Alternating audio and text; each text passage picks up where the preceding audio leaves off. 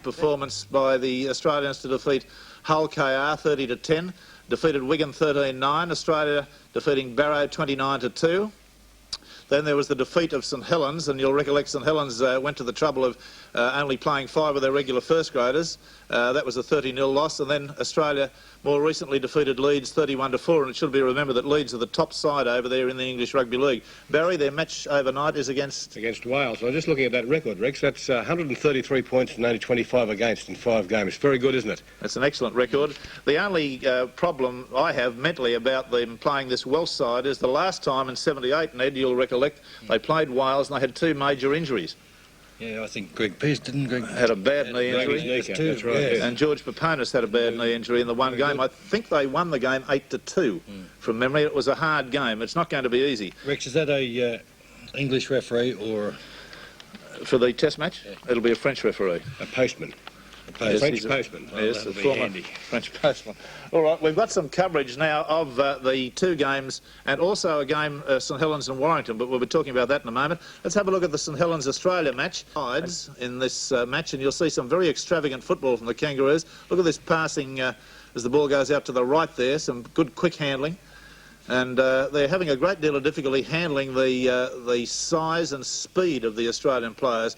Very significant, Barry, that a whole heap of tries are being scored by the backs. Yes, and notice who's starting most of those tries, Peter Sterling, and he looks like being the Test halfback next week, Rex. This would be the St Helens side that I think they only had 5 of their original side in there. That would, I think they were defeated last night in the Cup final by 16-0 or something, and I think the Aussies might have got great delight in that. Yes, well, I think it was a disgrace for St Helens to do what they did on that occasion. Eric Growth in a touch there, but he's been going very well, and it's apparent from the way the team's being selected that perhaps Sterling, Kenny, Growth, maybe Boyd. Look at these passes out to Bowstead, who's amazed to have got that one, I think, because it didn't look as though there was a pass on. And another very good performance from Australia has come from the veteran Steve Rogers in all the games. He's been playing very well. You'll see in a few more of these clips, Rex, that he's playing extremely well and strong. And it looks like Meninga has taken over from Steve Rogers pretty good too. You see him bust a few tackles in and score a good try. From Mick Cronin, you mean, Ned? Yes, from Mick Cronin. He scored 15 goals and 3 tries. Steve Rogers there showing his wares. Yes, that's right. And Meninga going to be the goal kicker, obviously, for the Test matches, and he's got 39 points already on tour. Well, there he is. He has, and you'll notice in these 2 clips that we show you that he hits the uprights 3 times, which is incredibly bad luck. That pass there, I think Sterling has never scored a try from such a forward pass. Bowstead with Alf Richards there having a bit of a joke.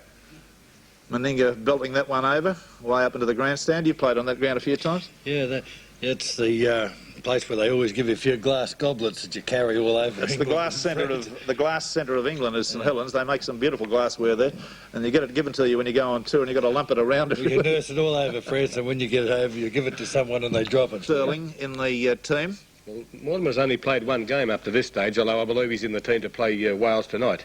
He's not very happy about that situation, but Sterling playing the better football, so he's being selected. There's Rogers going in for another try.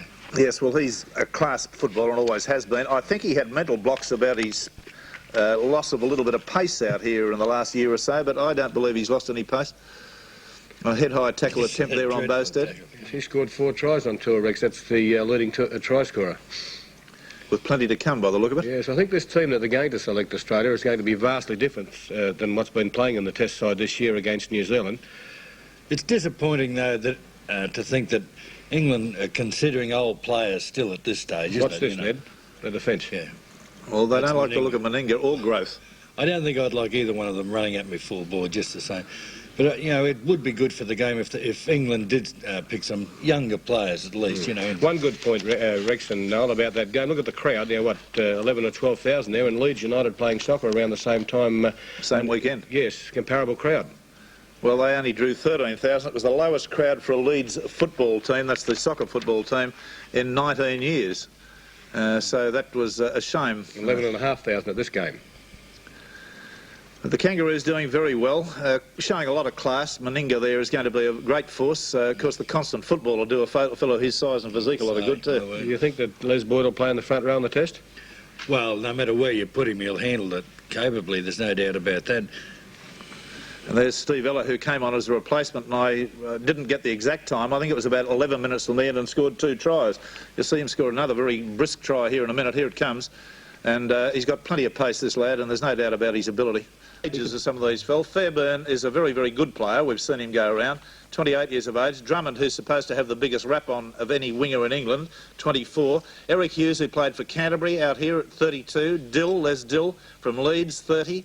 Evans at 24. Woods at 26. Nash, who's been resurrected at halfback, and he was never a quick halfback to start with. And he's playing second division football over there as well. And he's been made the captain of the side, 33 years of age. Continuing on, Norton, who is famous for... He was a very good player, actually, and I think he's one of the form players. He played for Manly out here and did very well. Crooks is the youngest player forward ever to be selected in an English side.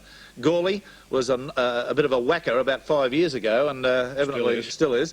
Skerritt, 28. He's a good player. Ward is a very ponderous hooker, 28. He's been around too, hasn't he? He's been around a long while. And Jeff Gratian, who played with Cronulla and had a terrible knee injury out here, he's 33, so there's a whole heap of age in there. I think the average age of the side, Barry, do a quick addition. Oh, quick. I'll do it, yeah. I think it's 28 and a half years of age, the average age, which is a pretty old side. The only thing you've got to bear in mind in that is that there's a French referee involved in that. A postman. A postman, and that could be a very big equaliser, I reckon. Well, they haven't won the scrums or the penalties in any of the matches yet, and I don't think they will under this Frenchman. But I think they're quite aware of the facts, and Stanton is a pretty astute coach, and he's got some very, very good footballers. This is the best performed Kangaroo side for many years, isn't it, so far? Because the test of the yardstick. Of course. Oh, yeah.